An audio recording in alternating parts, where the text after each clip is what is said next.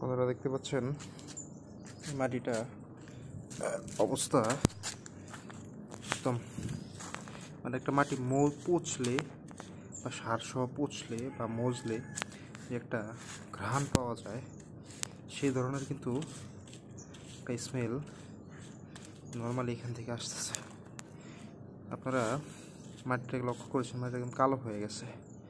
আসলে এই মাটিতে রয়েছে আপনার পর্যাপ্ত পরিমাণে সরিষার গুঁড়া, ডিমের খোসা ও চা পাতা ভেজানো যেই পচা পানি সহ রয়েছে আপনার এটাতে কলার খোসা ভেজানো পানি বা কলার খোসা।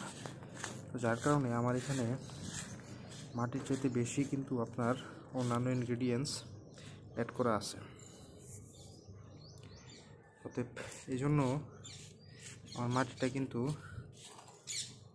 অল্প একটু পানিতেই গন্ধ হয়ে গেছে। এখন আমি রোদে দিয়ে দিলাম, সুন্দর করে রোদ পাইলে মাটি থেকে সমস্ত প্রকার দুর্গন্ধ চলে যাবে এবং মাটিটা হয়ে উঠবে ফসলের জন্য খুবই উপযোগী। ধন্যবাদ সকলকে।